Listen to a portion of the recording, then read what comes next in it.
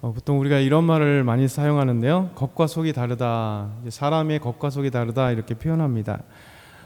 이 부정적인 표현들로 이렇게 보통 사용합니다. 그래서 그 예가 이런 예가 있더라고요.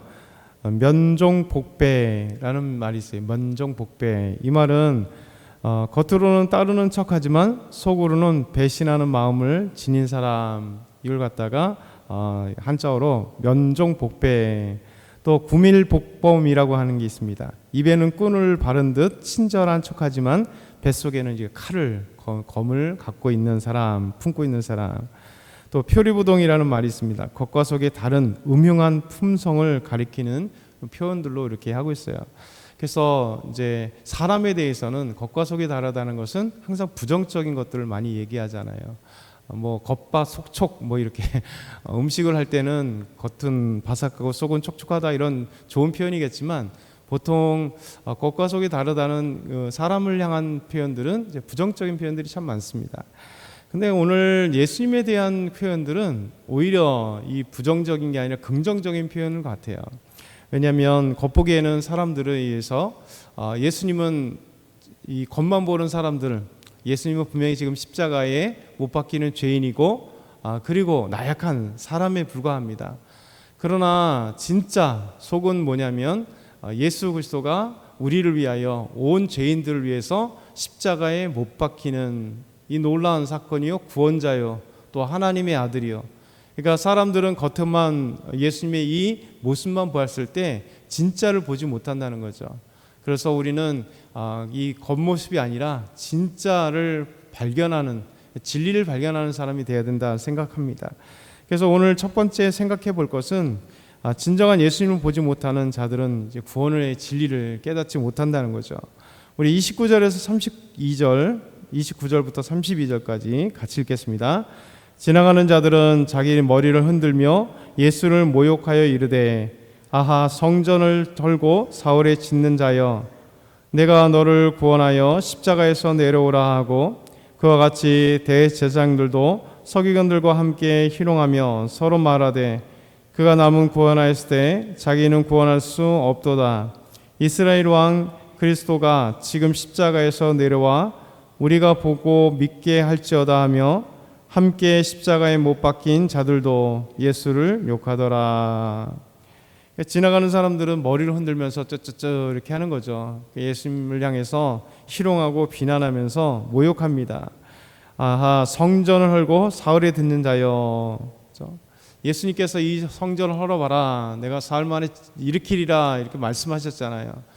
이 진짜 성전의 의미를 알지 못하는 거죠. 요한복음 2장에 보면 예수님 말씀하신 것은 곧 자기의 십자가에 죽으시고 3일 만에 다시 부활하셔서 세우실 진정한 성전, 곧 교회를 말씀하시는 건데 그들은 그냥 겉보기에 있는 이 성전, 이 헤롯 성전, 이 46년 동안 계속 짓고 있는 이 헤롯 성전의 웅장함을 부숴봐라 3일 동안 일으키겠다라고 하는 이 착각 속에 있는 거죠. 예수님의 진짜 의미를 모른 채 그냥 겉에만 드러나는 것들로 판단하고 그리고 이제 예수님께서 십자가에 못 박혔을 때 지나가면서 머리를 흔들면서 뭐 혀를 차면서 모욕하면서 성전을 헐어 사흘 만에 짓는다. 근데 너는 스스로 구원하지 못하냐? 이렇게 머리를 흔들면서 그렇게 조롱하고 모욕하면서 예수님께 십자가에 내려와라 이렇게 얘기하고 있습니다. 결국 진리를 모르는 사람들이죠. 예수님의 참된 의미를 모르는 거죠. 예수님께서 왜 저기에 십자가에 지금 못 박혔는지를 그들은 알 수 없는 겁니다. 그래서 우리는 진리를 모르는 사람들은 진리에 대해서 판단을 못하죠. 그러니까 교회의 참된 의미를 모르는 사람들은 겉으로 드러나는 교회만 얘기를 해요. 그냥 교회에서 그래서 저 교회는 많이 사람들이 모여 저 교회는 그냥 건물이 크네, 돈이 많겠다, 뭐 헌금 많이 들어오겠네, 뭐 이런 얘기만 하잖아요. 근데 그 안에 진짜 사람들이 함께 모여서 하나님의 영광의 예배를 드리고 하나님을 만나고 구원의 감격이 있고 또 하나님이 원하시는 아름다운 믿음의 삶을 살아가는 그 진짜 진리를 찾아서 못하는 거죠.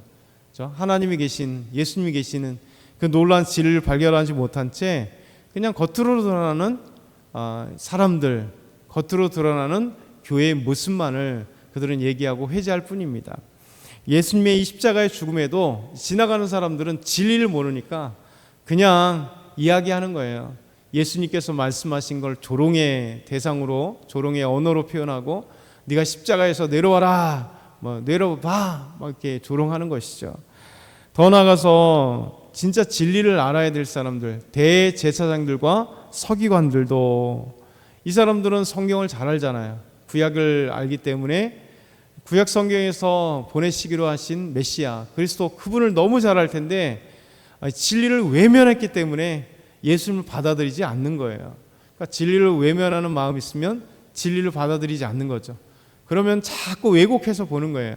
왜냐하면 자기가 받아들이지 않으면 결국 내가 생각하는 예수님을 보는 거죠. 예수님을 보고 예수님만을 바라보는 거. 그러면서 그렇게 얘기를 하는 거예요.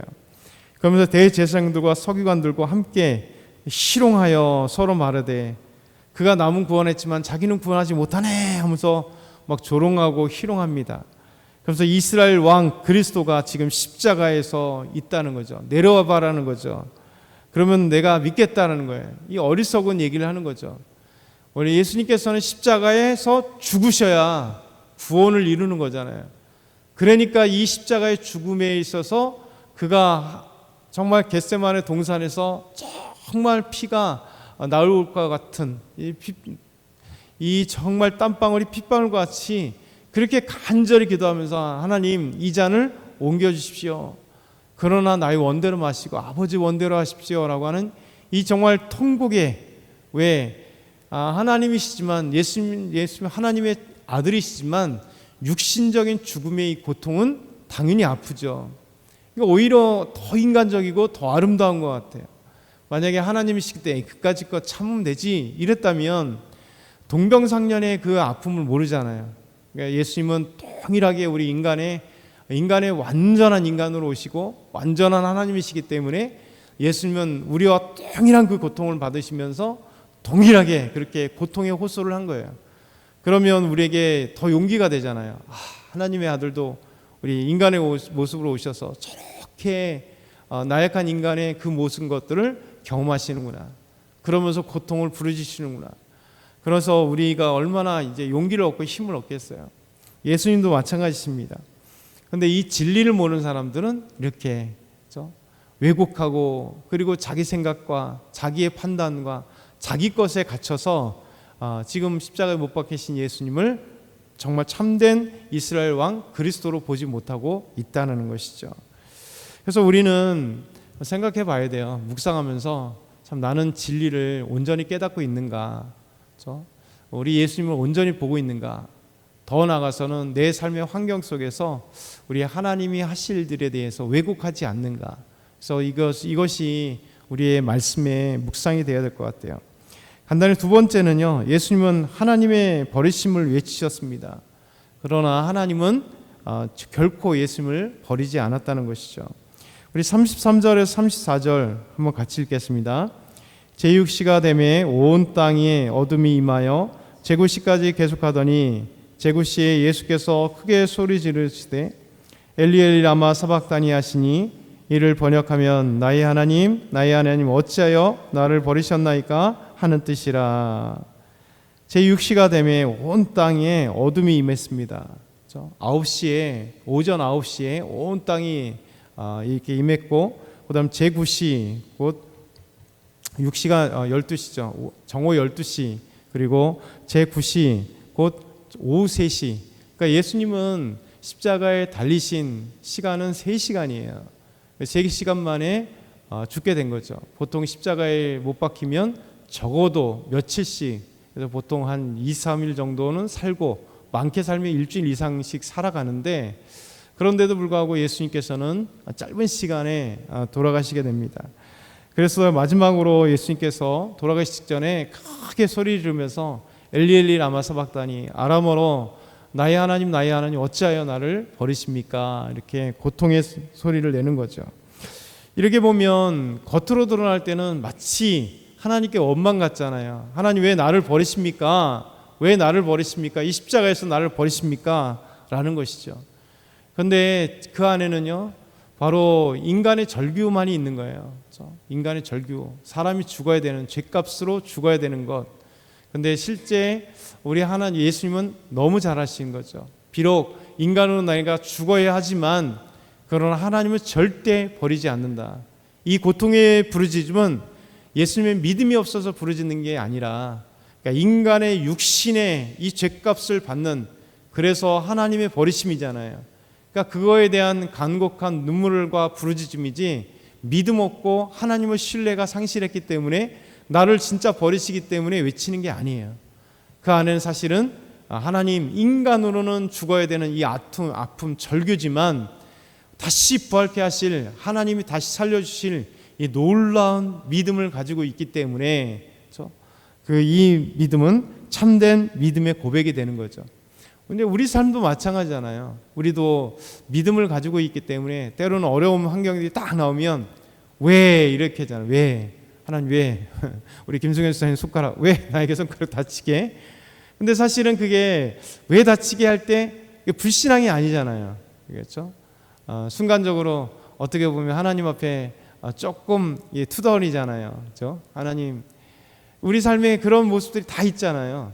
근데 불평이 원망이 아니라 하나님 앞에 마치 아이들이 엄마 아빠한테 막 그냥 투정 부리듯이 하나님 왜요? 왜 나에게 이런 아픔을 주세요? 왜 힘들게 하세요? 왜 나에게 이런 환경을 주세요? 근데 사실 속 안에는 하나님을 신뢰하는 거예요. 하나님 계시잖아요, 이거잖아요. 하나님이 계시고 하나님이 함께 하시고 하나님이 나와 동행하시고 나에게 충년 복을 주시길 원하시는데 하나님 왜 그럴까요? 잘 모르겠어요. 하나님의 뜻을 모르겠어요. 믿음의 사람들은 이게 불평이 아니라 사실은 그 안에 이제 어린아이가 부모에게 투정하는 것처럼 사실은 하나님께 대한 투정인 거예요. 그래서 우리가 생각을 해야 돼요. 하나님 앞에 불평과 원망이 진짜 불평과 원망이 아니라 때로는 아기같이 하나님 정말 이러지 마세요, 저 도와주세요 하는 그 마음에 그 불평이 믿음 없음이 아니라는 거죠. 오히려 우리는 더 신뢰하면서 하나님, 이러한 환경이 나에게 주어진다 할지라도 그래도 하나님 뜻이 있죠. 하나님 분명히 왜 이렇게 하실까요? 하나님은 분명히 더 좋은 걸 인도하시는 거죠. 그러니까 다시 믿음으로 굳세게 딱 오뚜기처럼 일어서면서 더 신뢰하는 거죠. 하나님, 그래도 하나님은 저 신뢰합니다. 그래도 하나님이 나를 더 인도하실 줄 믿습니다 라고 하는. 그래서 오늘도 저와 여러분이 진리를 온전히 알고 그리고 어떤 상황일지라도 주 안에서 말씀 가운데 승리하며 나가는 저와 여러분 다 되길 소망합니다.